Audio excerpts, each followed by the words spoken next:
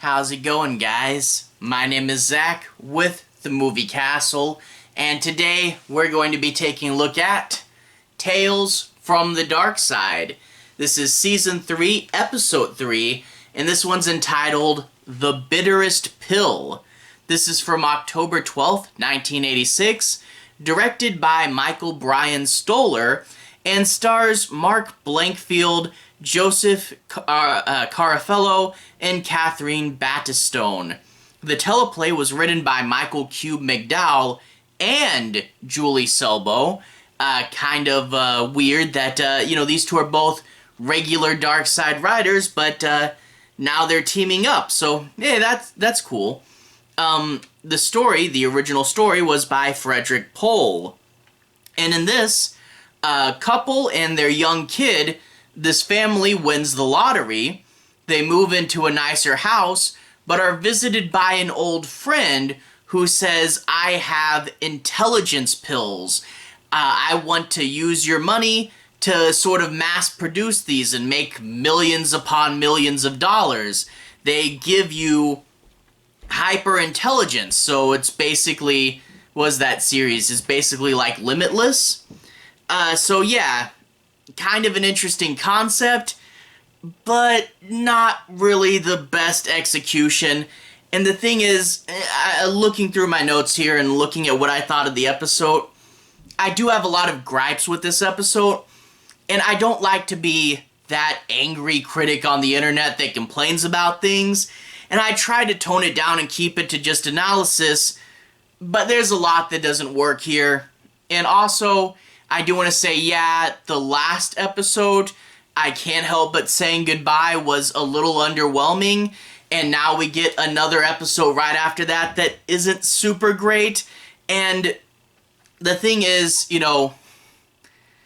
I do in general really like this show.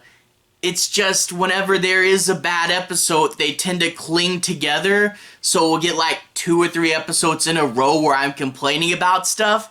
Again, I don't usually do this, but this one is a stinker, and I can't deny that, Don't worry, I don't usually complain this hard about this show, but man, this episode.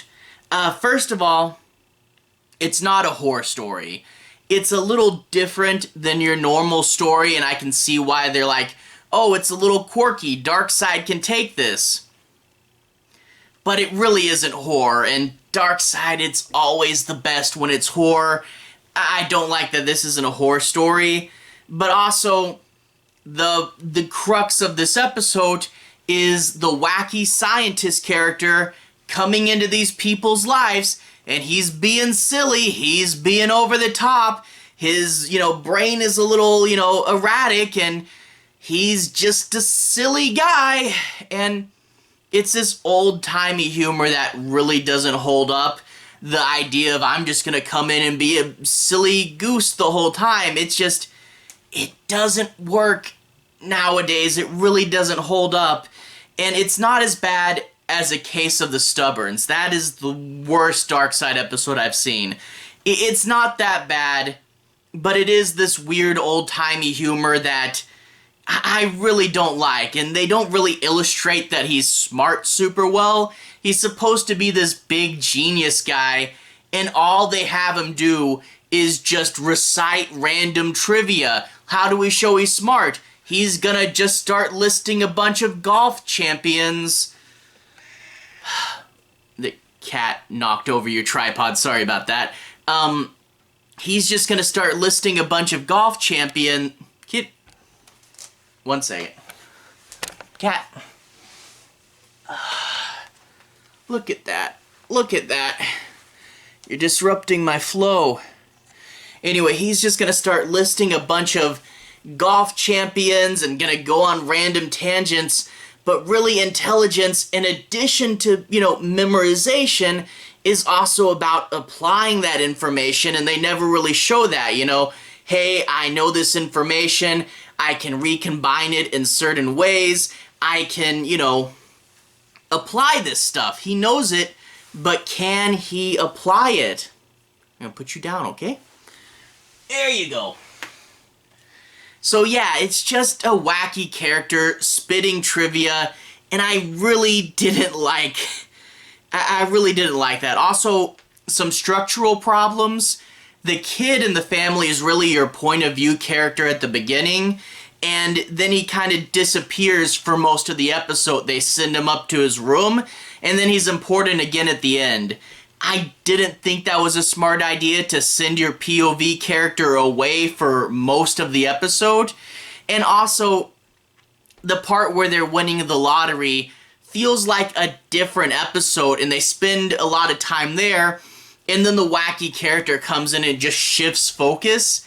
I didn't like that either. But anyway, enough random complaining. Let's go into a deeper analysis. I'm not going to be doing any major spoilers, but I feel that if I go through the plot a little bit, I can sort of explain this a lot better. We open up with this dad. He's on the couch, he's in his white tank top, he has his snacks, and he's trying to read the paper, and the kid, of course, comes in the house, he's dribbling the ball inside, making a lot of noise, and of course the ball lands right in the dad's snacks, and I have to say, I think we're supposed to go, oh, that dad's too cranky, what's up with him, why is he so angry? But no, no, the kid is being very annoying, so I don't know if we're supposed to. Definitely side with the dad here. Man, that kid. But anyway, the dad gives the kid a section of the newspaper, and the kid realizes those are mom's winning lotto numbers, and the family freaks out. They've just won millions of dollars. A few additional gripes. They send the kid to get the ticket, and he doesn't mess up or anything. But that ticket is way too valuable. Don't send the kid to do it yourself. Also, the mom immediately calls her friends and tells them, if you win the lottery, don't tell your friends right away. That's only adding more pieces to the big swirling puzzle, and you're going to get, as they do, people trying to get money out of you. Don't tell people if you win the lottery, at least not right away. Wait till you're established. But of course she tells people. Anyway, we cut to the future. They're in a bigger house. Now they're supposed to have won like millions of dollars. The house is definitely bigger, but it's not really huge. I don't know, maybe the times and the state you're in or whatever. But they're in a bigger house. They have their own security guard, and they're being hounded by salespeople trying to get their money, trying to sell them products. They have to leave the phone off the hook because all it does is have salespeople ring them. So, yeah, a little bit chaotic. Really shouldn't have just told everyone you won the lottery. But anyway, eventually, the security guard comes in and says, oh, we have this guest for you. And up until then, I'm like, okay, we saw their family life as it was before, and now we see their new family life as lotto winners, and I thought, okay, it's a contrast episode. This is your life before, this is your life after. Each life has different problems and surprising similarities. I thought that's where we're going, but no. Then Tinker shows up, and yeah, his name is Tinker because he's a scientist. Also the name of the guy from Texas Chainsaw Massacre 3, but Tinker shows up and the episode abruptly shifts to be all about him and his wacky personality. Forget the characters and the plot from before, even though we spent a little bit too much time on that. Now we're going abruptly to Tinker, and you know you're in trouble because he walks in with freaking circus music.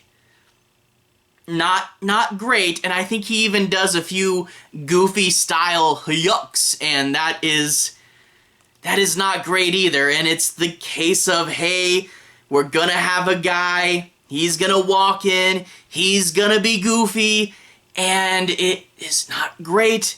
But anyway, he has pills, and he says, I want to go into business with you. I have these pills that make you smarter, and we can make millions upon billions of money from them. One pill will make you temporarily smarter, and a second pill will make you permanently smarter. Oh, not a second. 20 pills will make you permanently smarter. And he does things like pick up a book and just flip through it and say that he read the whole thing in that one flip through and now he knows everything. And he's going to be spouting off a bunch of trivia. Oh, your phone's off the hook. Did you know the first automatic switchboard was installed at this place in this time? Oh my gosh, it's grating. It really is. I don't want to gripe too hard, but it is grating. But there are some negative side effects. In particular, he has headaches, and his head constantly hurts, which gives him a chance to, you know, do physical comedy. And he, of course, asks for an aspirin, but he doesn't say aspirin because they have to show he's smart, so he says the chemical name of aspirin, and they don't know what that is, and they have to figure out that he's talking about aspirin.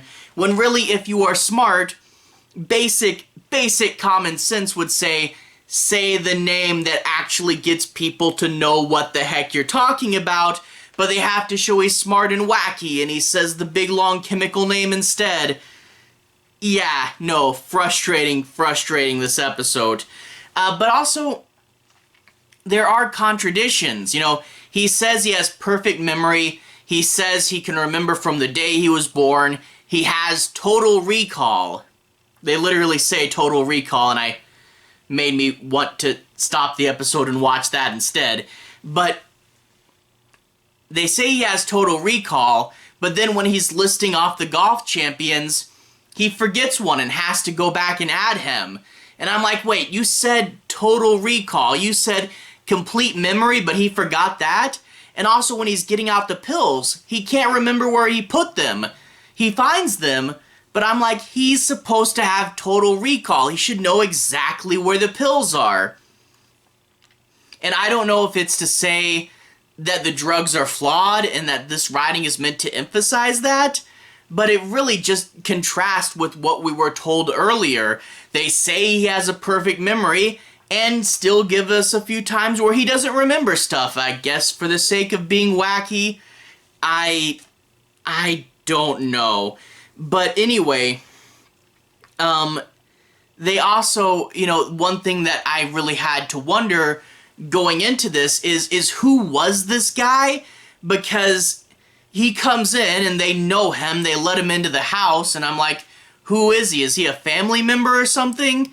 But to quote the episode exactly, the dad says that this is the man who tried to cuckold me on the night before our wedding. And you let this guy into your house? This is how they know each other. I thought he was just some friend, but he's literally actively trying to steal your wife? How do you let that guy into your house? Why did you let him in? I don't know. But overall, major problems. It's not horror. They take the kid who's the point of view character and send him away into his room. It's all about one goofy, wacky character, and that's literally all it is. And yeah, not a big fan of this episode. I probably did way too much griping and complaining, and I don't like to be that YouTuber that just complains about things, but I wasn't a fan of this episode, and I did have to be honest about that. That being said, I do really like the show, and we only tend to get like 2 bad episodes a season, so let's hope we're almost over the hill, and I'm hoping the next one will be better. I don't usually complain this much, I swear. Anyway, to everyone who's watched so far, thank you for watching. To everyone who's liked and subscribed, thank you. You really are helping the channel out. I'll leave a relevant playlist on the bottom. This should be my Tales from the Darkside playlist. If you guys want to see me talk about more Darkside, I've covered all the past episodes. I even did all the Christmas episodes early, and I have a Season 1 and 2 overview as well as a review for the Joe Hill comic. Anyway, have a good day. I'll see you guys again very, very soon. Darkside playlist on the bottom. Have a good day now.